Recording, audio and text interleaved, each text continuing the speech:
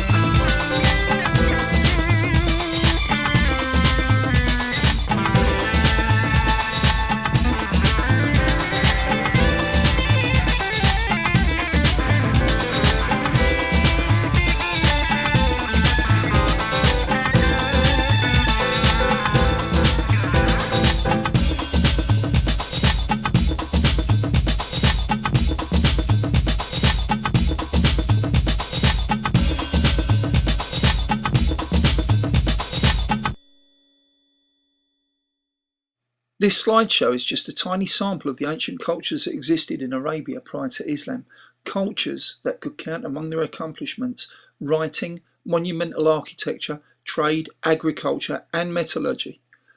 The Egyptian hieroglyphs recently found in Tamar are striking evidence of the antiquity of trade across the region. For Mohamed to carry out trade missions in the service of his first wife, who was a Christian, would have required functional numeracy, knowledge of geography, and probably more than a passing acquaintance with navigation, and so astronomy. In fact, the Arabs were famous for navigation, and this is reflected in the fictional voyages of Sinbad. The age of ignorance that is asserted by Muslim apologists is simply nothing more than an assertion.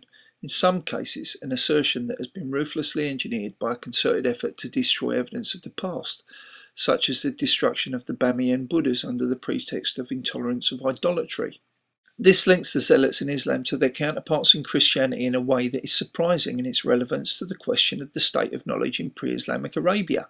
Take the example of South America, littered with churches built on pre-Christian sites such as at Cuzco, and in the Old World, the Mosque on the Temple Mount in Jerusalem, or the Hagia Sophia, to name but a few, are ample testament to the ambitions of religious imperialism. Bertrand Russell, in a discussion of the rise of Christianity in his History of Western Philosophy, describes the closure of the Greek schools. The historical evidence is clear. Religious persecutions helped to establish the dominance of Christianity. These include the suppression of non-canonical scripture as well as the heretics who held them sacred. One such group were Nestorians, who fled to the Persian Sassanid Empire in 431 AD. Another group were Syriac Christians, and yet others were Athenian scholars, who also sought refuge amongst the Persians. It is recorded who received them, and that they were commissioned to translate text into Pahlavi, among them the Greek philosopher Priscianus Leidus, who wrote works on Aristotelian physics and biology, amongst other subjects. These refugees came to dominate the medical schools at Gondi Shapur in Edessa. Students came from across the known world. Diogenes studied there. The Sassanid Empire, at its height, controlled almost the entire coastal area of the Arabian Peninsula, and in a place where knowledge was transmitted orally, new ideas would have permeated the trade routes like wildfires. After the death of the Persian ruler in 628 AD, the Persian governor in southern Arabia, Badhan, converted to Islam, and Yemen followed the new religion. Later, Muslim historians would call the Sassanid imperial library Bayat al-Hikmat, the House of Knowledge. So, considering the presence of Nestorian churches in pre-Islamic layers of Saudi soil, the clear chain of transmission of Greek and Persian knowledge, the fact that the knowledge in the Quran accurately reflects scientific understanding, wrong and right, that was already old at the time, and the presence of material remains demonstrating beyond any doubt the presence of high cultures, is the assertion of Arab ignorance utterly absurd or just symptomatic of Islamic desperation for a miracle? And this brings me to the second point. Does illiteracy equal ignorance? Many oral cultures still exist. For instance, the Tahitian Orero, where family histories and lineages, myths and knowledge are transmitted across generations.